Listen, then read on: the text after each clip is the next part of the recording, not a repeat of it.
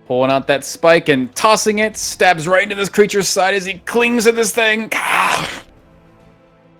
As he takes a hearty amount of damage, but he's still alive.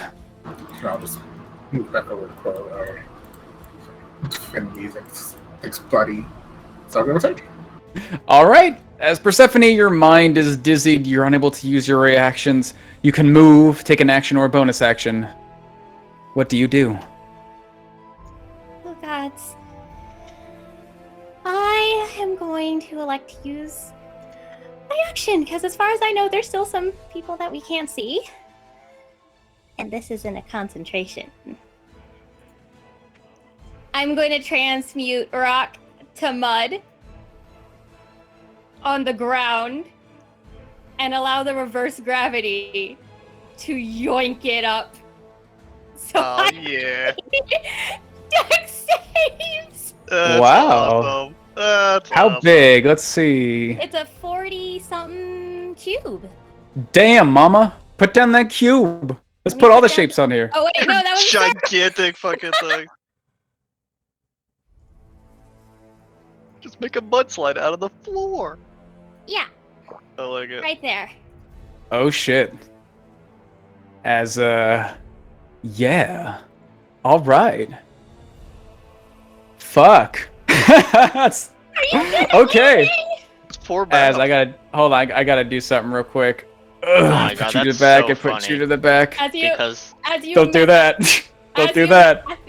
Persephone is still asking Tamar if he can land, as she's just trying to keep herself oriented. I'll be back down in a moment. All right. Is that where you're putting it? Yeah. Okay.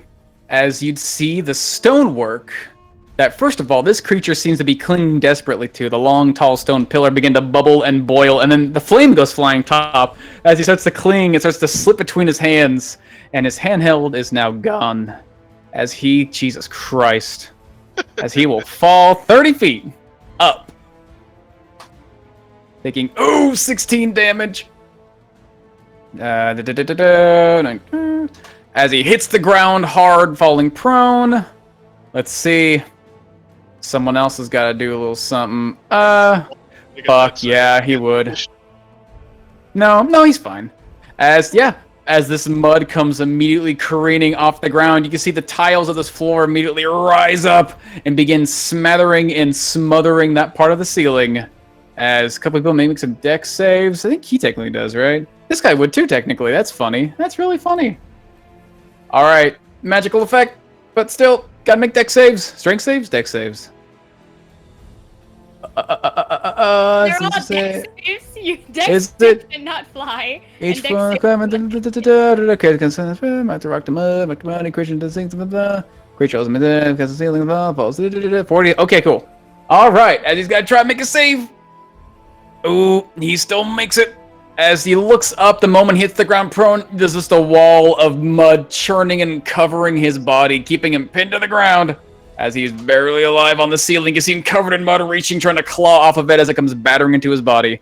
And this creature here, oh mama. Bah.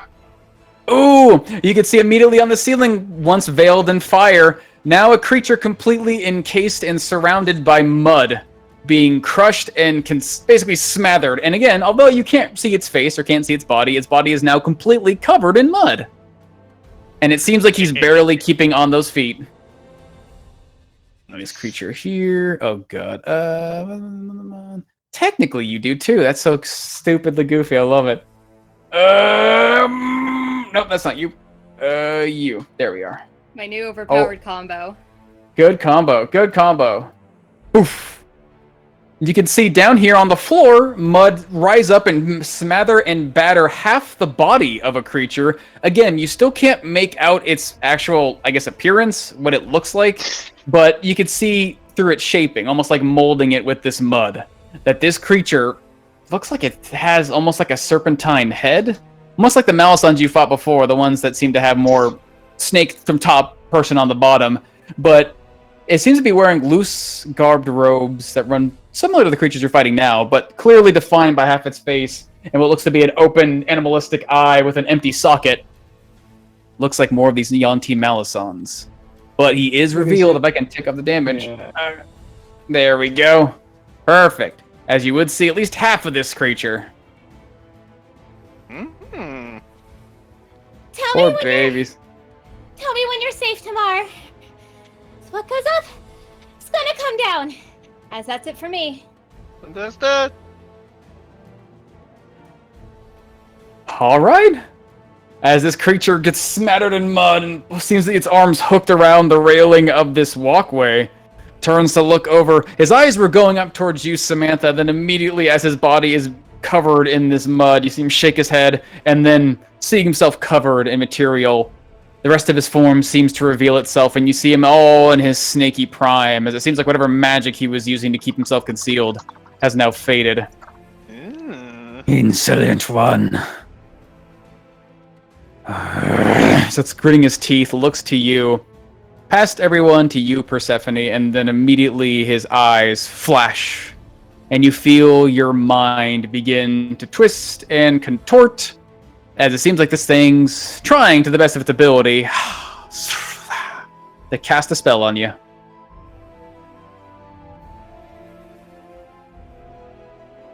All right, as I'm gonna need a charisma check.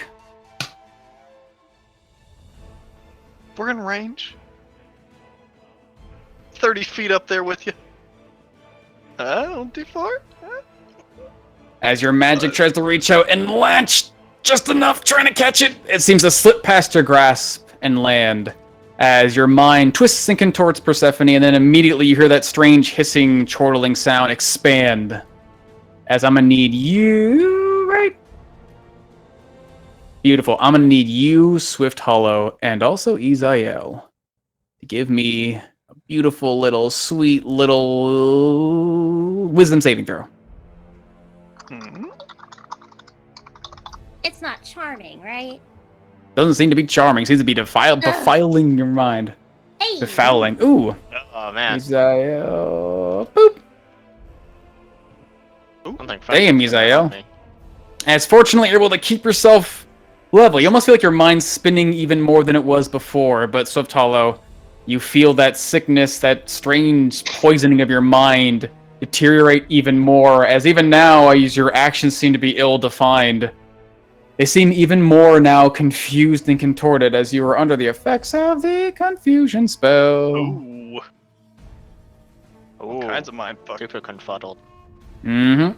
As this creature does its best to hold on to this railing, tries to drag himself away, getting like half a step, but just keeping his arm hooked around here. Not much he can do, not much he can risk moving without flying away. As Izael, somehow keeping his mind about him the whole time, turns his head up towards the pillar where the sound came from. Insolent one. 2 more shots flying. Flying up towards the top here, trying to shoot at this invisible dude. 2 shots. Disadvantage, but shooting anyway. 10 and 12. Clattering to the stonework. Not yet. As you guys hear, God, you're fucked up. Okay, interesting. This is gonna be super cool.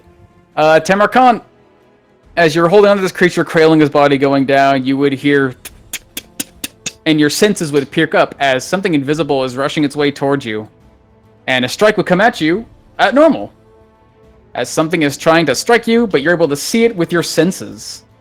The essence of my body just sort of shoots out all around me. It's like casting a net in a 10-foot area all around me.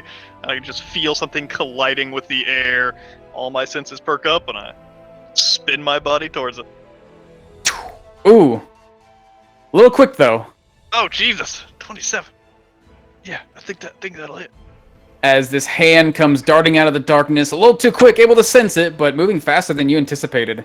As these thin and sharp fingernails dig into your body, you feel that sharp piercing as it digs into your form, and then the sickness starting to spread as I'm going to need a Constitution saving throw. Take 6 of the poison. Con save with advantage. Alright. Able to withstand it, and another strike comes striking out your side, trying to pin you with the other side of claws. Da. 14. Able to knock that away. Nice. As oh, poor baby, this mud-covered baby. He's not restrained, is he? No, he's just covered in mud. He got battered. Ba-da-da-da-da-da-da-da-da-da-da-da-da. That's so fucking funny. He just starts to wipe some of the mud away from him, barely standing on his feet. He just seems to sort of kneel down on the ceiling and try to gather himself. Unable to. As this guy here stands up, swipes off the mud, and also just begins to try and make his way, finding some sort of shelter, but everything around him seems to be some horrible mud, able to move too far. Blip, blip, blip, blip, blip, blip, blip. That guy's on death's door. You're dead, you're dead, you're dead. Samantha, blasted by some fire from an ally, the ground before you has turned to mud and smothered on the ceiling.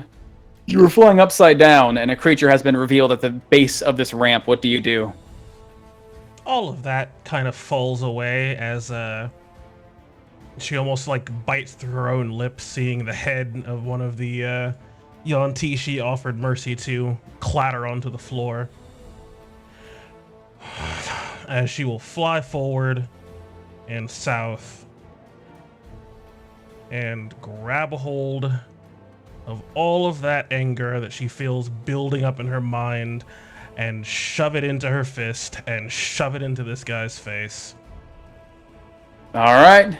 Give me that good old punchity punch, Eldritch Blast. New meaning to Wrath of God. As... Nah, we're gonna hold on to that, but you will attack normally with full force. And that first punch, or whichever first punch hits, will push him away from his railing. Okay. As he ducks, missing him, as he uses the railing to sort of pull himself away. Spin in place and try to connect it again. 11. Goddamn. Spin one more time. I'm the final boss.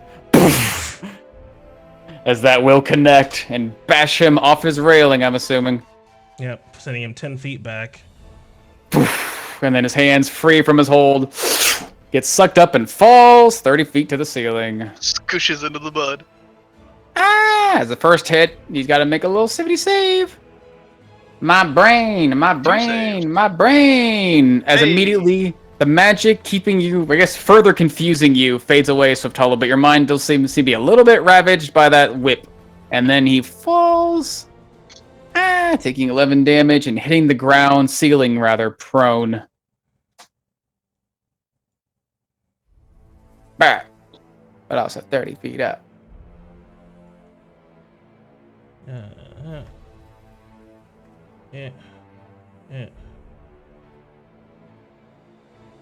What do I have to do to get advantage? I have to be within 5 feet of him? Yes. But that'll put me in the way for Stephanie's. So yeah, I came down here and then dropped 20 feet, so 40 feet. So you've used 40 feet to fly so far. Yeah, that's all I have. So I will just 3 of my snakes bring together golden light into a ball and shoot it up at him onto the ceiling. All right. Crown of Stars. A bit Where you at? disadvantage, but it's still going to aim towards him. Oh, that is such a bad mechanic. Give me that Did you tackle. make a save for restrained? Restrained. No, because it's Yeah, because if he falls into the mud the first time, he's got to make a state and throw. Oh, does he? Ooh. Yeah. So then Let's it would just see. be normal if he fails it. Let's see. Let's save a This throw. is on a failed save, creature sinks And into money. mud. Or me, yeah. And when you cast when you cast a spell. Yeah, when you cast a spell. So I creature cast must it. be- I cast it on the floor so it would fall The onto first them. time it enters the area on a turn or ends. Well, I guess or ends its on turn a there. turn. Okay. It entered the first time. Yeah. Yeah, it fell into it. And then so went the other- up. Yeah, so the other 2 would have to make a save since they ended their turn, like crawling through the mud. Oh yeah. They're basically restrained at that point. I'm not even gonna make him save. They're literally They not fell trying to fight. prone. They're just in mud. They're just trying to move around. They don't make it too far. So does Mind Boy make his save? Let's see. Strength. Strength save. Let's see. Strength. Damn, boy. Damn, boy. Fucking Malisons. Nope. Hey. Hey! As he lands prone and restrained. So normal shot. Turn off disadvantage. Good call, John. Pew. Hey. As ooh, comes flying up. And how do you want to kill this creature? Just as he slams up into the mud and feels himself restrained, he sort of whips his big cobra head back at me, and he sees just me in all of my majesty. He realizes that he bet on the wrong horse before his head is taken completely off.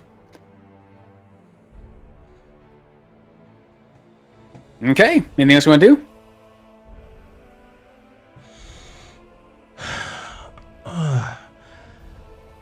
Now yield, the rest of you. That is it for me. All right, Quildor.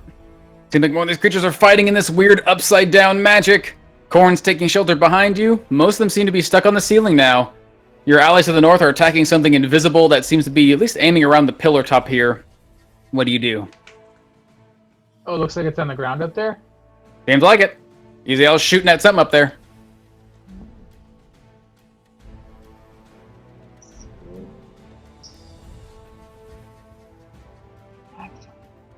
Yep. So I will. Does it look like it's like right here? Hard to say. Seems like he's shooting up at this area.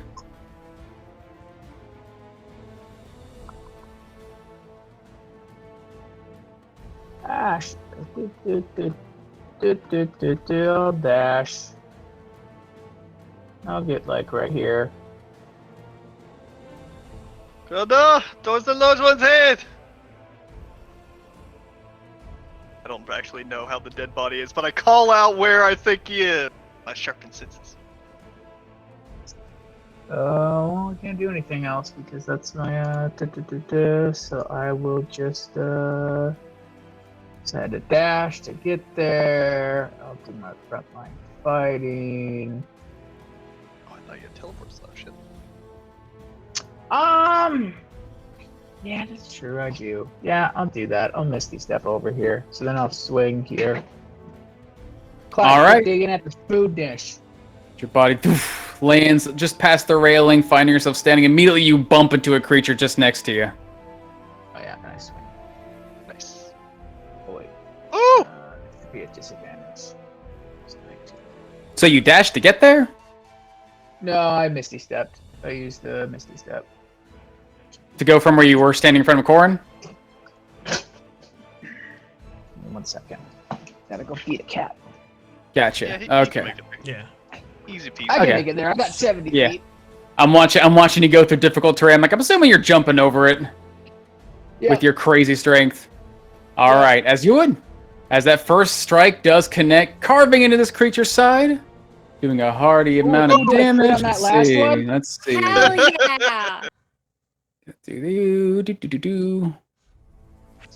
As that first one would still connect, although it wouldn't be a crit because he is invisible. Get a little But- window for that 16 if you want to see if you can get that Let's 16 in there. see. That is 15. Nice. Another 19 to hit. Yeah. Gotta make a save. Ooh, makes that one. 16, 13. Second strike aided by your bond. Does another 14. Ooh, good shit. Good shit. Gotta make a save. Ooh, last strike coming in, even with disadvantage, striking hearty and sure, doing a mamma mia amount of damage. Let's see if I can do. Jesus Christ, mama. 33. As that will connect. Damn. Jesus.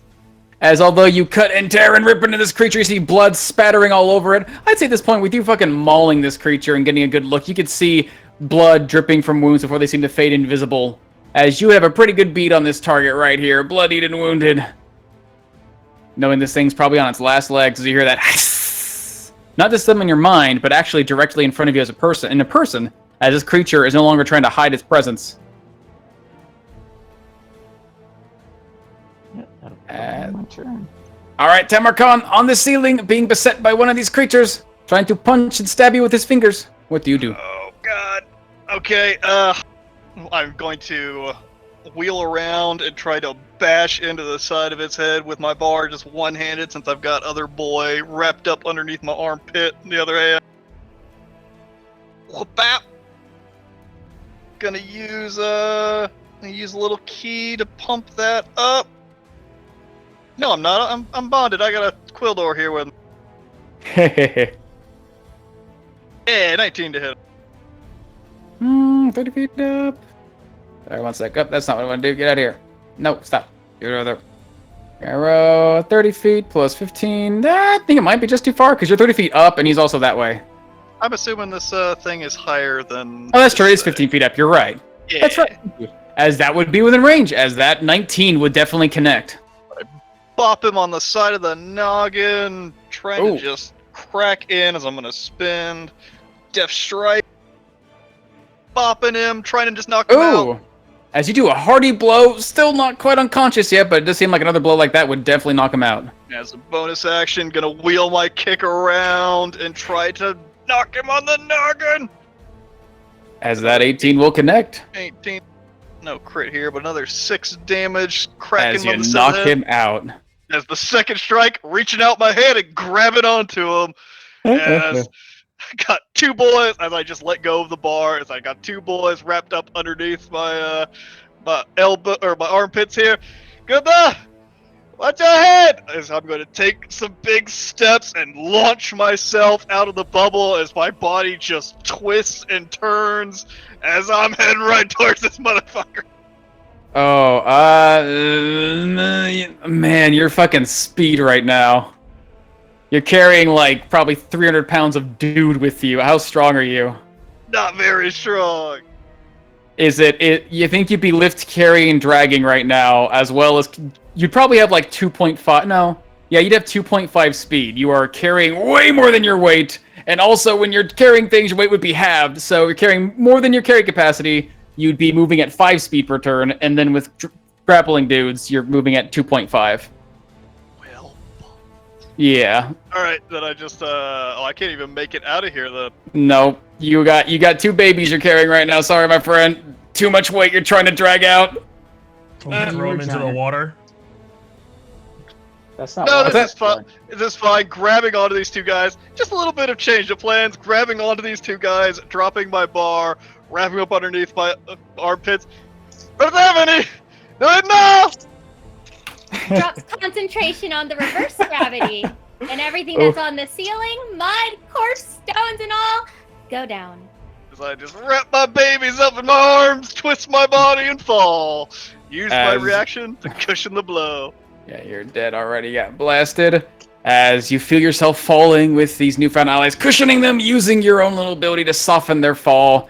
As these creatures here, oof, the mud sticking to their bodies holds them fast and firm, but the mud itself does not stick to the ceiling. It falls down with them, doing so much I'm damage. sorry.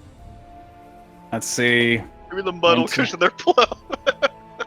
Well, they're on the bottom of the mud, so it's more falling on top of them. Okay. Wait, no, the mud fell on top of them, so they were currently being suffocated by how much feet of mud? 40-foot cube of mud. Yeah, and then the Does mud that falls go down, and they fall on 40 top of the foot mud. down? As these guys would Oh come God, falling and it's a giant hitting the 40-foot ground. pit of mud now on the Yeah. floor. Yeah. Wait, this isn't. It's not even. So that means it's not even mud. It's just a cube. It's just a giant floating cube. As just these some mud. creatures would Cube. fall, and with how little health they had left, they would hit the ground quite heartily. Big splat, and you'd see them start to sink into the mud. I mean, were they really floating, And or then- was that just a bunch of And then mud above, cubes? a giant corpse. Oh fuck, yeah. Comes smashing down into this pond, followed by a big old pool of acid. smattering and falling all around. Goodness. As I will leave my buddies on the ground, take up my bar, and now with all, I guess I didn't actually use any of my movement, start fucking running towards the mud. Hold on! As Tamar takes up the diving position and dives into the mud. Going after this friendo. He doesn't have any fucking interactions left to grapple, but he's diving after the sinking mud boy. Give me a strength saving throw as you're diving into some thick ass mud. Yeah, 20. As you dive in, it's about ready to careen and close around you like you're being in tune, but with considerable strength, you drag and pull yourself through. Just enough to make it inside. It does cost you, what, 4 feet per every 1 foot you want to move through it? I'm basically not moving because I just jumped into the mud, and that's what I'm basically in my turn. Yeah, just giving a frame of reference. There you go. So you're getting your way, clawing your way through, trying to get to these creatures. All right, Subtalo, you see everything come crashing down, but your mind is still fuddled and poisoned. It seems as if you can only take an action, a bonus action, or a movement on this turn. You see Kuldar facing off against something. The thing? It seems like he's facing off against it, not quite killing. He's trying to step in his space. He can't do that. Get back where you are. Okay. But the area is covered in fucking blood. What up? Your confusion's gone. You were confused, and then the person who's confusing you got blown up. Confusion's gone because that guy's dead. Mind Spike stops at the end of my turn. Mind Whip basically ends at your turn. It's for the next turn. You can take this, that, or that, and you can't take reactions. When do I get my reaction back? I guess at the start of your next turn. My reaction back. I just can't take it Yeah, you have it. You just can't do it. until the end of my turn. Yeah. Okay. Then yeah, Switala will ready her action to wherever Quildor strikes. Because I mean, if she sees him draw blood in some sort of way, some perceptible way that he actually hit something, he's just not whiffing air. Sure. She'll shoot. And this needs a There's bead. gonna be blood everywhere. Yeah, there's lots of blood around. You can't really see the creature, so but much blood. But you do see that basically this creature completely outlined. But yeah, in this state, your mind's dizzy. We'll shoot at him. Okay. Give me that shot. Recheck the rules for sneak attack. I think I can't do it. You can't have disadvantage and get it at the same time. Yeah. Disadvantage Quick, chat. go burn his invisibility. He's gonna come invisible after this, isn't he? As with that, bolt goes flying, even with this sort of dizzied state, having one thing to focus on, shoot this creature, goes flying out, and then you see it goes flying, stabs through this invisible bloodied thing, and then pins it in the stone wall behind him as the magic just seems to fade, as this creature reaches up to clutch at his throat, pull out the bolt, and then the strength leaves his body. As he is dead. Gotcha. As with that, I'd say, eeny, meeny, miny, mo, I think all of you guys are gone. As in those next few moments. Which would... Creature falling to the ground, covered in mud. Yeah, again, we're going to move into that real quick. As it seems like finally, although the moment's still tense, you find yourself outside of combat. No more blades singing through the air. No more objects falling toward the ceiling. Everything is mostly where it needs to be. As Temercon's digging on into the mud, trying to get to him. What else you're doing is Temercon's swimming on in. I fly over to the other one, trying to grab onto any exposed limb if I can see a sign of it. The fellow 40 starts feet of mud, pilfering these though. guys for their poison. I'm gonna say at the dive in like Temercon. These guys are sinking into mud. Tamar is going to reach down his belt, pull out his little gourd, and take a quick little gulp of it. And he's going to get big so he can grab onto the stone that hasn't turned into mud quite yet and get one hand onto the guy. He's got some leverage here. I don't mind it, okay. Don't think away from me. I'm gonna need a Jesus, yeah, this is how it work. Pure strength check, my friend. Pure strength. With guess it'd be against- because I'm big. Because you're certainly big. I think it'd be against Persephone's spell save, though, wouldn't it? Because that's what you do to swim through this. Okay, it's gonna be a little hard. A little athletics, no, just strength check. Gotta be straight strength. Well, I guess I could beat it. It's gonna be hard. Mm-hmm. No. Friendship. Fist coming down. It's thick. It's deep. This mud is quite hard to move 19. through. Oh, Just 19 enough. just beats it. Yeah, that just gets in. As your hand digs down into the mud, you catch onto something just like a small hand, and without trying to crush it or break it, you end up pulling yourself out in this long, slithered, thin, muddied creature and drop them mostly gently on the ground. As I start to crawl out myself, pulling my body out, and probably don't have enough movement to get all the way around, but start making my way around the mud pit over to where it looks like the entire group is jumping into the mud. Yeah, a torpedo after over it. after this guy. If I can't see him on the surface, then I'll just dive in after trying to get to this guy and get a hand on him. All right, This give is me gonna that help strength. by mold earthing some of the mud away. You do. I guess. How much can you move at once? You have any special boom for that? Was it 5 feet. okay? So I open a block. Just enough opening to give her enough way to break the surface, quote unquote. It's all still mud. I'm gonna need a strength save. Going down to this mud. Let's see if you can save him. Ooh, Friendship. friendship. Friendship. Hey. Oh, friendship. As you dive on in, again, it's thick to get through, but able to reach through. You can sort of catch onto something. Although, just like before, I'm gonna need a strength check. As you're just trying to fight pure power. I just want to get a hold. I just got to get a hand on him. Okay. I'm Grab onto saving this body. I am saving my children from drowning in this weird mud pool. As I get a hand on him, once I feel that I have it by the arm, dimension door. All right. Using the power of your cloak, big old plume of black smoke explodes over the mud, and in a smaller plume of smoke, Samantha appears out of the mud, dripping, covered in the vicious, gooey stone, but having an unconscious creature in her hand. As they play Yanti fishing, Swithella pilfers these guys for their poison. As you go looking over these They're creatures' not gonna need bodies, it. give me an investigation roll. Certainly. It's built into their hands. With I saw 18, I'm assuming not disadvantage. disadvantage. That would be 18. Yep. Doesn't seem like they have a whole lot on them. You do see a few small vials on their person, thin little things that their needles seem to soak into. It's really strange looking poison that almost seems ethereal in nature. The moment you try to open it up, you can see it's immediately evaporating or clinging to some sort of surface, losing some of its sheen. Almost very oily in, I guess, appearance and usage. You probably need some time to truly, I guess, unless you're just going to test it on yourself to understand how these things work, but you do see it coated their darts.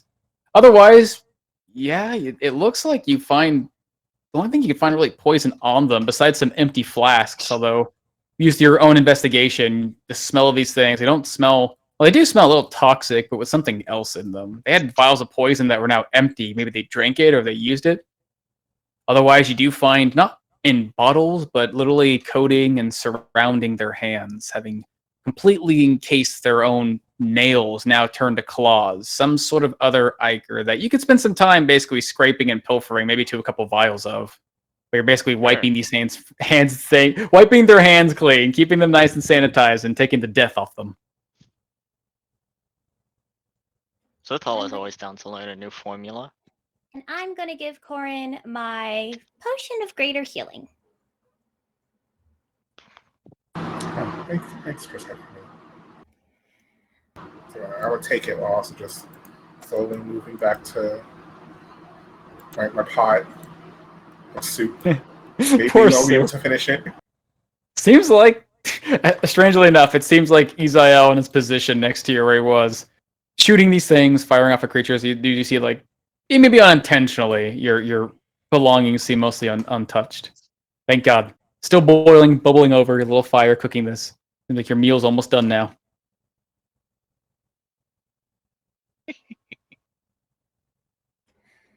Not day, but you live another day. Samar starts to like just pick up the bodies and just line them up on the wall back here and sort of let them rest. He sort of hastily just sort of dropped them onto the ground in piles. Yep. Spending some time with your newly saved allies, potentially. You guys would find yourselves able to return back to a short rest after having made a ruckus in the middle of the cathedral, spend some time looking around in a treasured room, seemingly being able to overcome whatever magic or defenses that thing had through some simple rudimentary means. Now, waiting down before you is a long hallway with thin, soft, dim, no longer harsh red light, awaiting something foul. Let's see, is that good?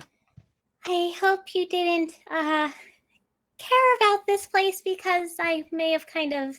Persephone looks at the erupted earth area, the acid pool, and all of the fallen and unfallen stuff, and then the mud pit.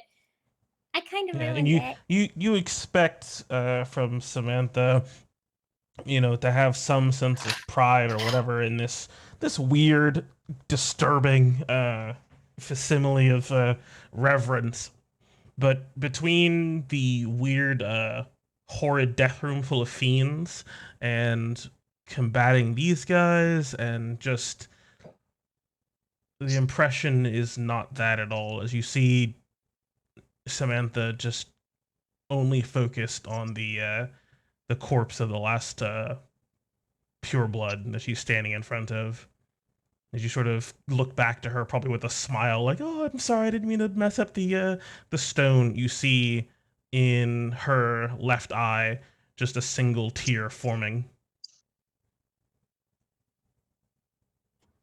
Man, you really messed up, Persephone. So she's going to look down at this corpse and she is going to kneel down next to this pure blood and just put a hand on his shoulder, her hand beginning to glow with some green magic and The headless little shoulder. pink swirls as she's Head going to spare the dying. It's And missing a stabilize him. head. It is Oh, a very he's the one dead, missing a non-living head? creature. Never mind. He's gone. He's Saved dead. Dead off. I Yeah. saved it. Turns to With the Samantha with a power of big smile on her Rapture. face. There you go. His head is back. Yeah, no, my bad. I forgot that was the decapitated Oh, one. better. Here, I'll fix it real quick. We're just going.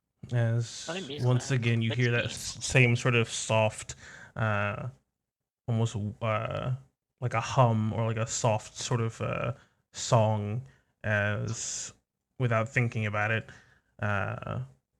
Samantha tries to ask you if you have a diamond on you in Celestial again, but before asking in common.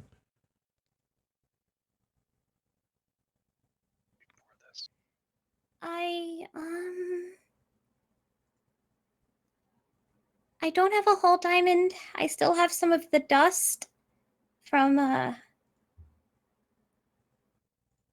when Luna was around.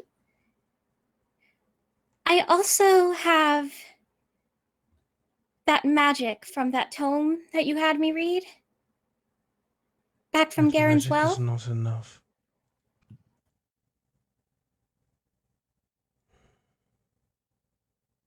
Fine. It is my responsibility. I will see it done. Samantha just sort of stoops down, putting her staff on the ground, and just taking her strange sort of velveteen bag and trying to stick him in their bag of holding. Okay. Try to slide him in. How much weight you got in that thing? Not a whole lot. Lots of books, some scrolls, a decent chunk of money. How much money? Gotta keep track of your weights, yo. I mean, 100 when it comes to putting bodies and stuff. 112 pounds.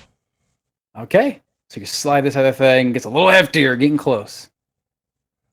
But he's able to slide inside, able to use his time to stretch it out past its normal limits and slip this creature's body inside. At this rate, how much does he weigh? Persephone Oh, is you being about 130 pounds or so. He's pretty light, but still a body.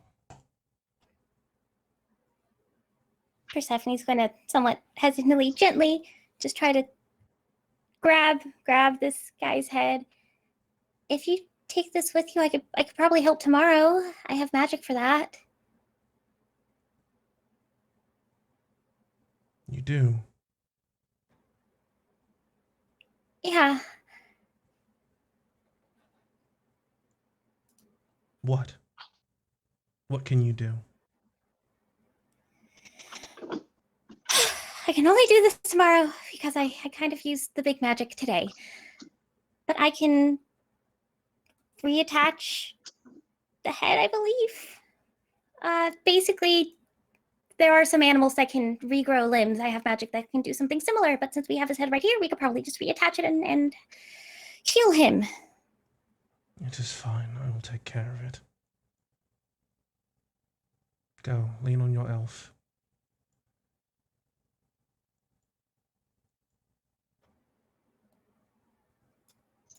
Okay. As Purse is gonna fly across the room. Blip, But blip, blip, blip, blip. she flies over, passing Quildor, and she's just going to softly say to him as she passes by, "You should apologize to Samantha," and then keep going to Swift Hollow. Why? She just said it and just kept going. You're still feeling worthy. You shouldn't be around me. As you see, Swift Hollow seems to be. She has her hood down. Actually, I can take that off. It seems like her mask, whatever she's wearing, seems to dissolve away. I'm working with poison. And you see, she takes one of the darts and she just pricks her finger with it, just to see what it does. It seems like this moment it touches you, your mind begins to swim. It's strange. This weird, strange material, almost magical in nature, washes over you. And you feel in a blink, body's not being sickened, it's your mind. This poison seems to actually directly attack the mind, and for a moment, just from that little pinprick, you almost find yourself being lost and dizzied, just like that magic did before, almost stunned in place. Ooh. Yeah, she also, just to make sure, because I'm sure Swift Hollow is smart, she would have rubbed it on her skin first as well. See if it's contact or injury. Seems to be injury. Injury poison. Purse is just watching. She takes a seat at the edge of this fountain and watches Swifty. I don't expect to yield much because this is basically recycling poison, but she just needs enough to study it.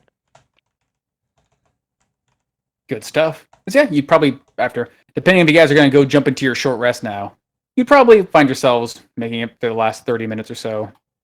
Being able to identify items, cast your spell, suck poison off of fingers, get about 2 vials, it seems. No, probably 2 vials of what seems to be the strange mind-altering one, and from the fingers of all these creatures, probably about 3 from the weird, almost stiffening sensation it seems like Corrin experienced.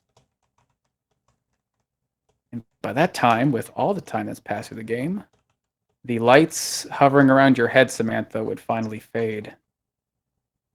You guys have been far into an hour in this place. 15-minute rest, 30-minute short rest.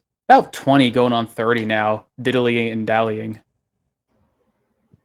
But I'm still poisoned, right? I still have like 15 minutes of a tummy ache. Certainly seems like it, but as that tummy ache gets questioned, I need everyone here to give me a Constitution saving throw. And you find yourselves, strangely, unresistant. The air has grown more pungent, thicker. Samantha and Isael, absolutely fine. This stuff has no effect on you. But your allies... Oh, do I make that a disadvantage? You know, you'd be fine because you still have all of you still have the advantage from either innate ability or from the goo you drank, the good old medicine. But it seems like as this thing has persisted and spread, it is overcoming mere resistance. It is literally filling every ounce of the air with that sweet and then bitter sensation. Did I feel the sickness coming on? Do you think I'd have a moment before trying to resist it to bolster my allies a little bit? Roll me I'm going to ask for just a straight up dexterity save then. You're trying to reflexively do something. Okay. It's going to be a little hard though. Hard being the operative word for this. Not able to do it, my friend. Can't embolden our bond as I see we're all starting to get sick. As let's see, Corin, fine, Quildor, Tamarcon, Persephone, and Maybe a 14's enough. as it seems like everyone but Corin and Quildor, your bodies begin to ache. Persephone, in this 20 case, for purse. no, did she roll? She doesn't have advantage. She's rolling. Oh, it would be just the 5. Okay. Again, that's the whole thing, is that it's overcome your advantage. Yeah, Persephone that's right. even beginning to blink your eyes, Tamarcon beginning to blink your eyes until you fall unconscious to the poison. It's both Persephone and Tamarcon. You're poisoned still. Swift Hollow is poisoned, but not unconscious. No, just poison. Just poison. You just barely made it, it seemed, over the Nice. -5 limit. Corin's fine. Quildor's fine. Wait, Swift We'll Hollow wake up Persephone. You shake her. She doesn't wake up. I got a 14 just like Swift Hollow did. Oh, you did? Oh, sure you did. Then you'd be fine. You just be poisoned. Poison, yeah, and then pass out. Nice. Poison. You shake Persephone. She does not awaken.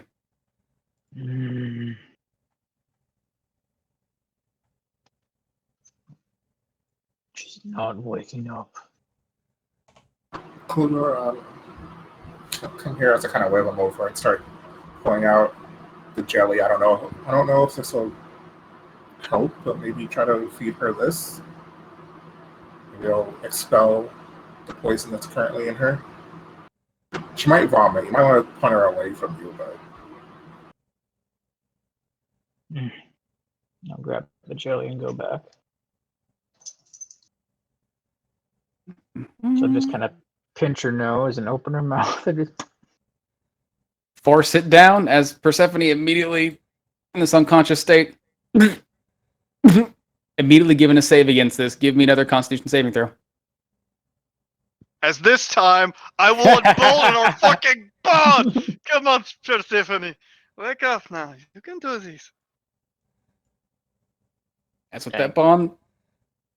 18? 18 though? You wake up, Persephone, from not a moment of dreaming, maybe something, a faint image in your mind of something happening, a beautiful visage, and then immediately it comes all pouring out of you at once. Your mouth opens and vomit just spews out of you as you are awakened, purging the poison and vomiting furiously. Yeah, just there. no. Yep. Just gonna tap at her back. Oh, There. that's awful. That is awful. Well, come over here, hold her hair back. Yeah, vomits in the fountain. Wash it out with the blood water. It's fine. It's already pretty disgusting. It won't make any difference. Ew, it's awful. Is this what happens to everyone? As she looks over at a Swift Hollow, the pro of poisons. He shrugs. That's not my kind of anti-venom. It As seems yet. like syrup is losing its effectiveness. I think this is the last shot we are going to get. We need to hurry then. Because if it's bad for us, it's gotta be really bad for the others. Indeed. I just assume that they're falling asleep. The ones of us that are poisoned, do we actually get to finish our short rest? You certainly do. You're just feeling sickened and strangely sleepy. Like you can't have a hard time keeping your eyes open. Your arms and legs feel heavy. Although it seems like feeding Persephone those berries immediately allowed her to purge all that shit out, and she's no longer poisoned, Persephone. Yay! Sometimes all I need is a good vom sesh. everyone gets an extra 9.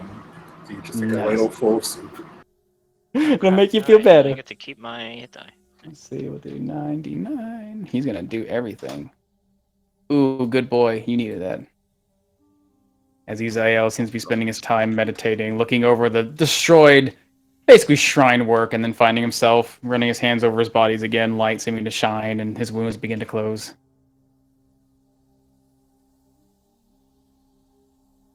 Where's my key button? Key button.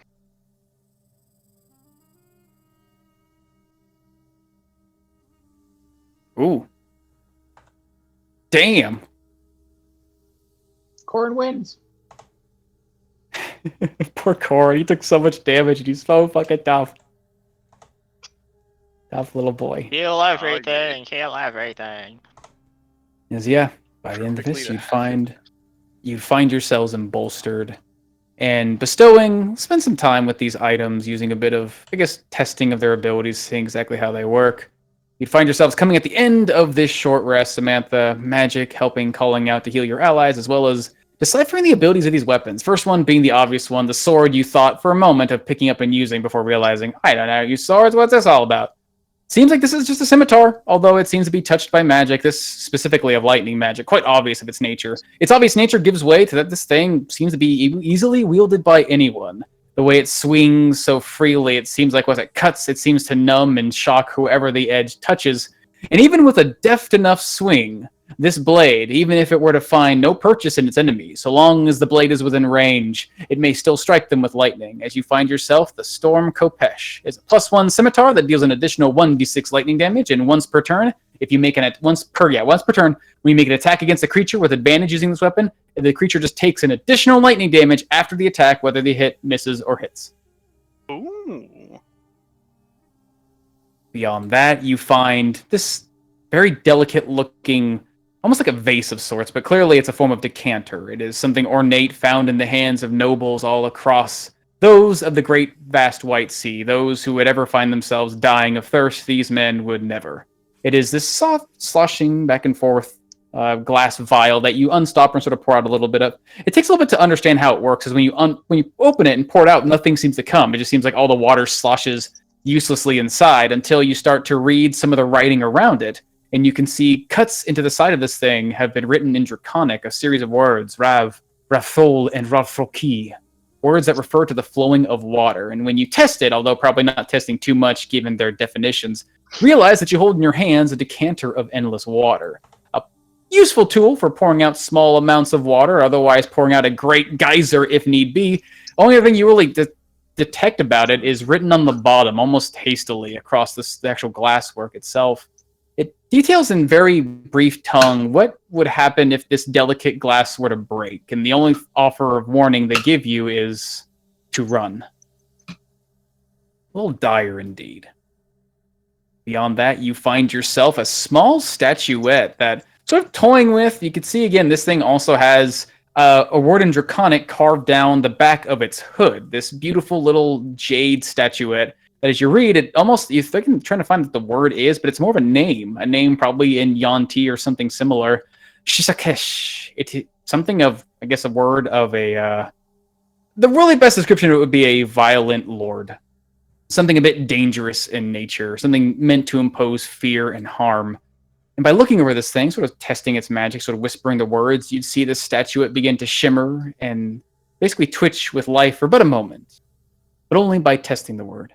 You'd find yourself holding in your hand a figurine of power, that of a jade cobra. If you were to call upon its power as an action and toss it to a space within range, this thing would spawn to life into a creature not often seen in this world, often hidden in the depths of jungles and these faraway places in the White Sea, able to summon forth Shakesh the Titan Cobra.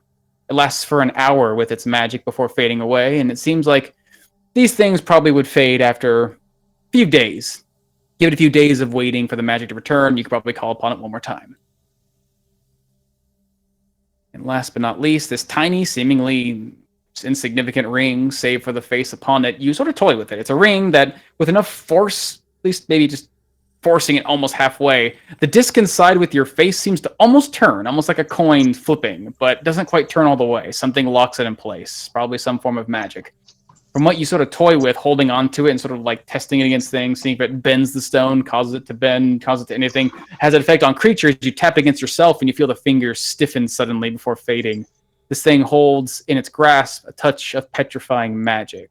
Although it seems, as you sort of try to toy and turn the face back and forth, that magic shifts.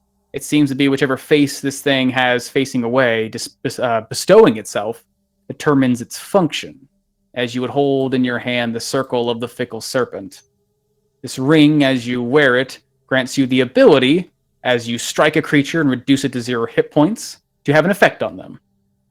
If the face of Sanctuary, a soft and gentle expression, is exposed on the ring, the creature falls unconscious, even if it would die, instead being petrified and turned into stone as long as it's unconscious.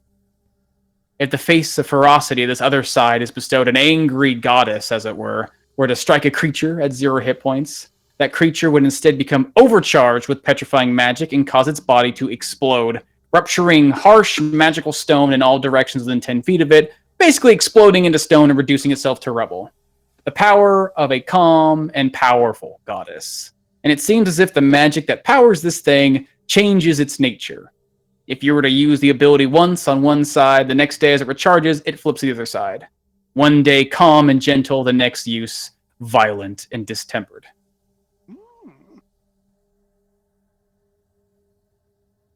Neat. As that's what you find here in the Serpent Empress's treasure. Let's see. At the end of that rest, everyone bolstered and reinvigorated. Let's see. Yeah. Yeah, okay.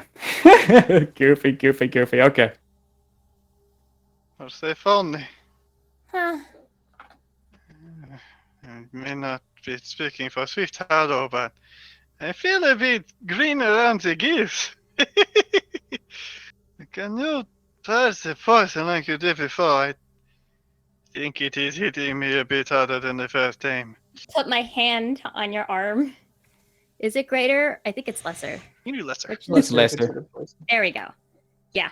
Just as Tamar is talking, I just put my my hand on his arm and use up some charges. Use 2 charges to lesser restore him. Oh, thank you, my friend. I have to say, the whole making me fly in the mouth. Wow. It was beautiful. Thank you. Swifty, If I- do you need some? Can you spare the magic? If I focus, I'll be fine. I should be able to. As she's going to lesser restore Swifty. Using 2 more charges. Because also, while I do have disadvantage, reliable talent just kind of cancels that out. It just means you can never have sneak attack. If there's an if I ally aim. nearby. If there's an ally nearby, you cancel out the disadvantage with your aim, but there has to Yep. still be an ally there because it's a normal It has attack. to be You an ally. have You can't. disadvantage. You still But have disadvantage. Focus though. up. No, You we have cancel dis- each other out. Yeah, no, We use just don't aim have gives you advantage. Yeah, but if you have disadvantage by having a condition that inflicts disadvantage, it doesn't matter. Yeah, I think if you have something that's inflicting disadvantage on you, you cannot sneak attack, even if you Yeah, cancel even it if out. you with cancel something it else. out. Makes sense. So you let the magic wash over you. Guess so. There you go. It wasn't really fun having a stomachache for like the last hour, but I had a feeling I was going to need a withhold a little bit. I'm glad I did. Now we are in the final stretch. We have beaten off their guards and defeated their assassins. Now just the one that's lurking behind them all. You can cancel it out. That makes sense. And I think Samantha has opened the way. Sort of take a look. Do I see that red glow returning? It seems like the fade, it's still seemingly dim light. There's still this soft red glow there. It hasn't completely disappeared, but it seems like it's not as intense as it used to be. Don't see a resurgence of that magical effect. Doesn't seem like it. Then fate another faith in you, as Tamar just walks out into the hallway. All right, wandering on Yeah, in. you die instantly. You feel the air stinging around you, but not really killing you as it almost did to Korn and Kuldor. Instead, you just find yourself stepping over small pieces of a body, those seeming to pile up further and further and further as you wander in here. The air becoming just rank and decrepit. It smells like you're walking not even really into a morgue or a place of rotting corpses. It smells strangely salted and fresh, like you're walking into a butcher's. I guess really a butcher. The blood all around you still strangely wet, although it should be dry. There's no shine on its surface. There's no real much light in here. You just seem like you're walking into a predator's den. No need to worry. Let us move on, my friends. Maybe the creature in here is friendly.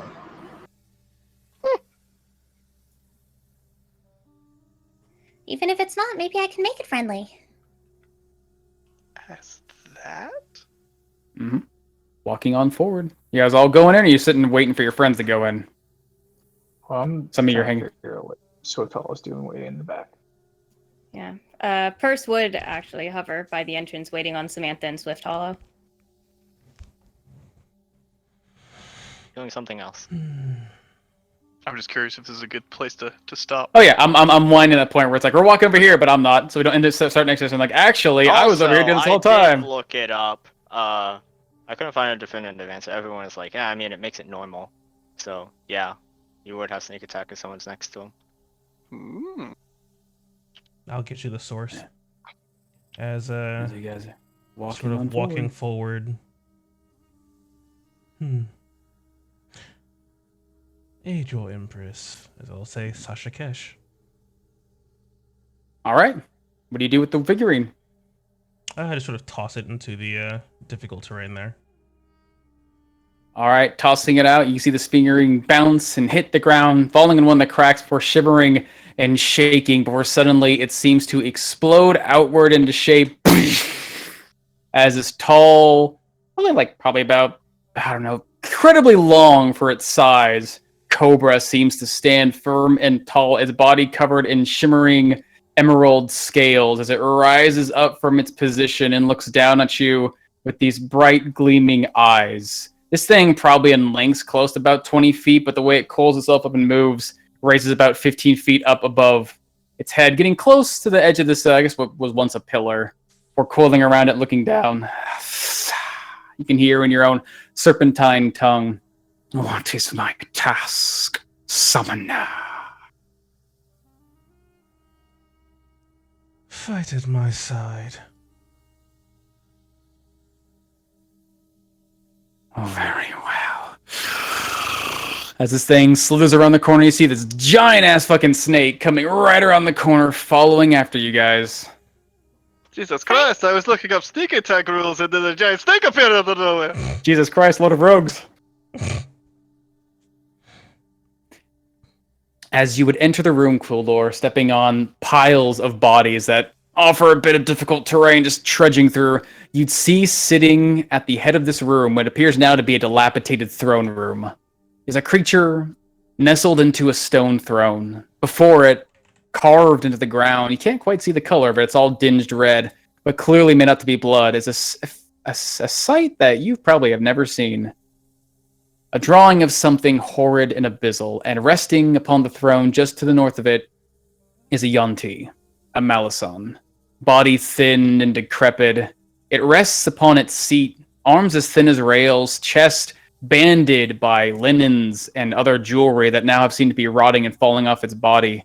You see it turn its head towards you, her head towards you, and you can almost looks like you're facing not a great destroyer, not a slayer, but a corpse, one among the others. As it opens its mouth to speak, that is where we will end tonight's session, with the valiant vanguard heading their way into the depths, the final leg, I suppose, of this dangerous area, aided by a strange new ally that's doing his best to try and squeeze down here. And sitting before, probably a strange sight compared to the horrors you've seen. That is where we will end it tonight. Oh, yeah. I think y'all are right. There's a sage advice saying that it cancels out, so you're good. Oh my goodness, as right as we get the raid, we come to the end of the session. Well, thanks so much for that, though. I appreciate it, and I hope you guys had fun hanging out with us, as I'm gonna have fun beating the shit out of this fucking mummy. That is Alleged mummy. Alleged mummy. only appears to slightly, perhaps, possibly be a mummy. As that is all we have for you. As we are going to go ahead and pass this right along to someone else streaming some wonderful D&D. We do have more D&D on Lionhead Gaming this upcoming Sunday at 5 p.m. Eastern. You can tune in for Heroes of Thylea as that continues, and our wonderful Oracles Chosen finally enter into Xander's challenge itself and face the challenges within. Will they succeed? Will they fail? Who knows? So be sure to join them and see what happens. And then we should be back for more Song of Rapture next Thursday, 7:30 p.m. Eastern. Should be. Oh, yeah. Watch us come burn this fucker to death. As that's, yeah, that's all we got for you. Feel free to follow on Twitter, join the Discord if you want to continue the conversation, talk about your own games or the latest UA and homebrew. And oh god, Cold War rushes in. Yeah, but that's it. As always, your dice roll 20s. You always make your saves. Lady-o. Toodles. Bye. Delta variant.